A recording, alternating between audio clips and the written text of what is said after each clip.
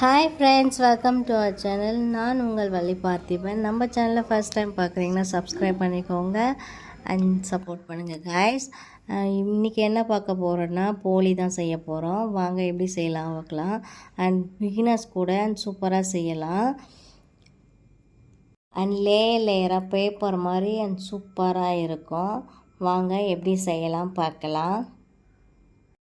2 cup கடலைப்பருப்பை நல்லா ஒரு குக்கரில் போட்டு வேக வச்சு எடுத்துக்கலாம். வேக வச்சு எடுத்ததுக்கப்புறம் அதையும் ஒரு பிளேட்டில் கொட்டி ஆற வச்சு அண்ட் அரைங்க. அப்போது தான் குழப்பாகாமல் அண்ட் தூளாக வரும் அந்த கடலைப்பருப்பு.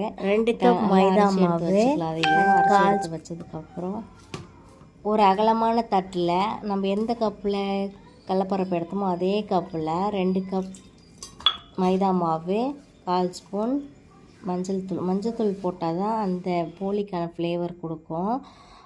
சேர்த்து அதையும் கொஞ்சம் கொஞ்சமாக தண்ணி ஊற்றி நல்லா பசைஞ்சு நல்லா ப்ரெஷர் கொடுத்து பசைஞ்சு எடுங்க.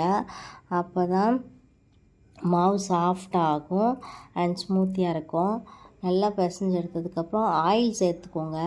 ஒரு 5 ஸ்பூன் ஆயில் சேர்த்துக்கோங்க. ஆயில் எந்த அளவுக்கு சேர்க்குறோமோ அந்த அளவுக்கு அண்ட் லூஸ்னஸாக இருக்கும். ஸோ இந்த மாதிரி பிசைஞ்சு எடுத்துக்கலாம். பிசைஞ்சு எடுத்ததுக்கப்புறம் அது கூடவே இன்னும் 2 ஸ்பூன் ஆயில் ஊற்றி ஒரு 1 hour ரெஸ்ட் அப்படியே க்ளோஸ் பண்ணி ரெஸ்ட் கொடுத்துருங்க. ரெஸ்ட் கொடுத்ததுக்கப்புறம் இந்த எல்லோஷ் கலர் வந்துடுச்சு பாருங்கள். மறக்காமல் நம்ம சேனலை சப்ஸ்கிரைப் பண்ணிக்கோங்க.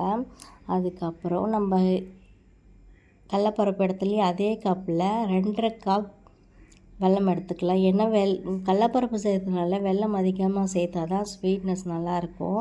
ஸோ 2.5 கப் வெல்லம் எடுத்துக்கலாம். வெல்லம் எடுத்துக்கிட்டு அதுலேயும் அதே கிளாஸில் 1/4 கிளாஸ் தண்ணி சேர்த்து நல்ல வெள்ளை கரைசல் எடுத்துக்கலாம்.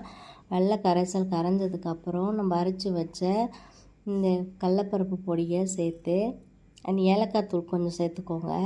கொஞ்சமாக சால்ட் சேர்த்து அப்போ தான் பூரணம் டேஸ்டியாக இருக்கும். இந்த மாதிரி பூரணம் இந்த ஸ்டேஜ் வந்ததுக்கப்புறம் ஒரு பிளேட்டில் கொட்டி ஆற வச்சு எடுத்துக்கலாம். நம்ம பூரணம் எந்த அளவுக்கு ஆறுதோ அப்போ தான் நம்ம பூரணம் தட்டும் போதே ஒரே லெவலாக வரும். ஸோ பூரணத்தை ஆற வச்சு எடுத்துக்கோங்க.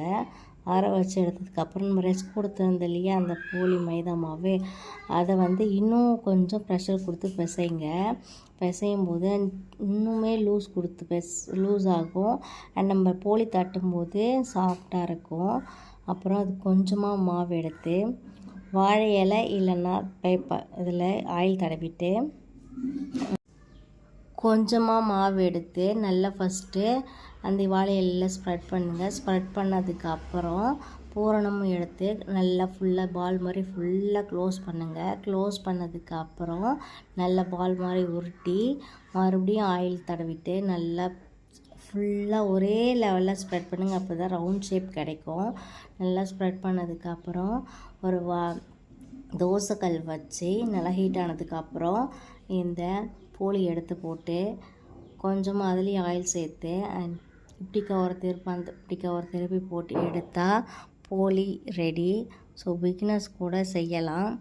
வீடியோ பிடிச்சிருந்தால் லைக் பண்ணுங்கள், ஷேர் பண்ணுங்கள் அண்ட் சப்ஸ்கிரைப் பண்ணிக்கோங்க அண்ட் பாய்.